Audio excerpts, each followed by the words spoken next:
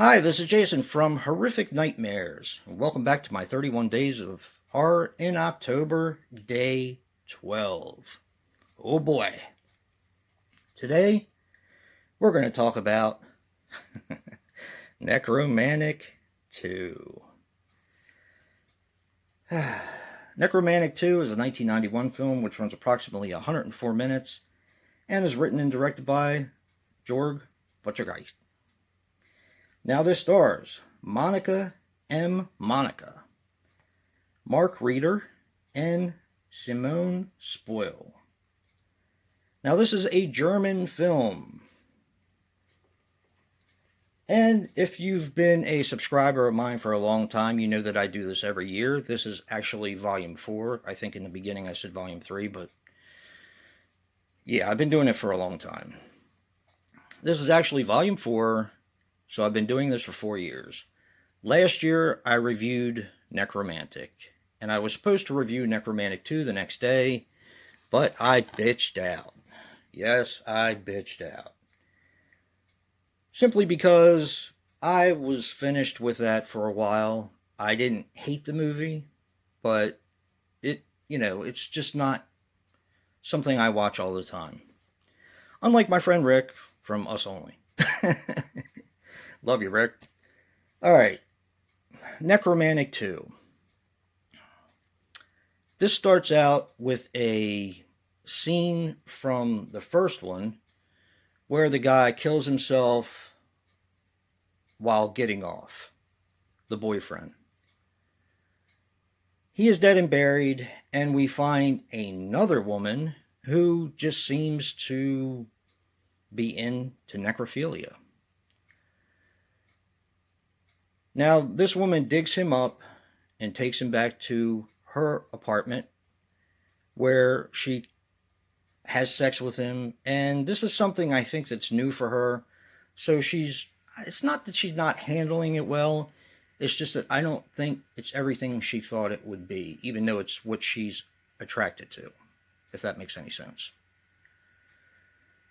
Now, we do get an appearance from the girl from the first movie who actually goes to dig up her old boyfriend because we all know she loves necrophilia. And she's kind of pissed off because someone already beat her to it, which I thought was kind of funny because she kicks over his marker and so on and so forth. There is some humor in this movie that I probably shouldn't have laughed at, but I did anyway.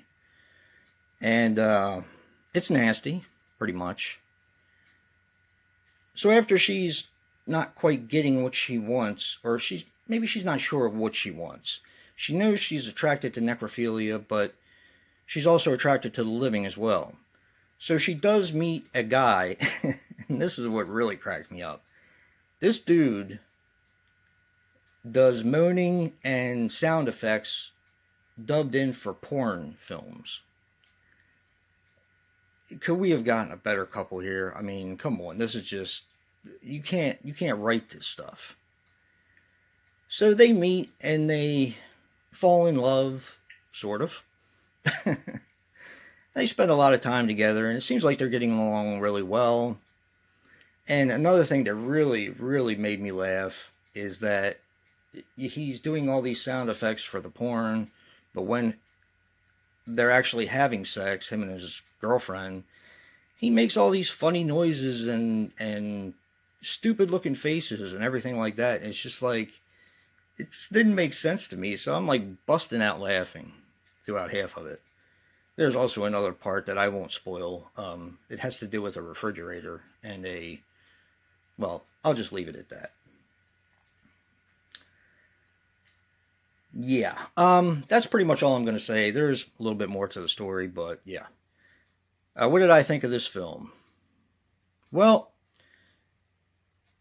it was made better than the first one. Obviously, the first one made money, or the director got more money from somewhere. So it is better quality, in my opinion. I actually prefer the first movie because it wasn't quite as random as this film. Yeah, that's about as best as I can explain it.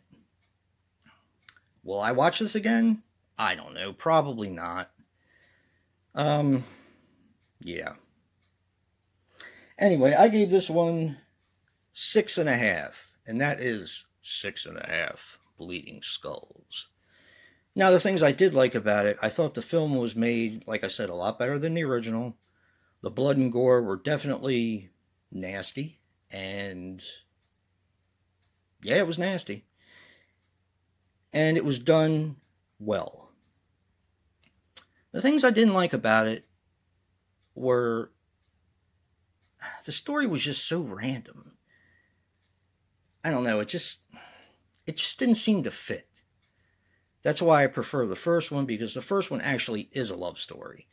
This, I think, tries to be a love story, but is focusing more on shock and disgust than actually focusing on the couple in love. And there are times, though, where they do focus on the couple spending a lot of time together. But I don't know. I think it lost track of what it wanted to be. That's just my personal opinion. All these are just my personal opinion. But like I said, I gave this one a 6.5. And I think I already said, this is 6.5 bleeding skulls.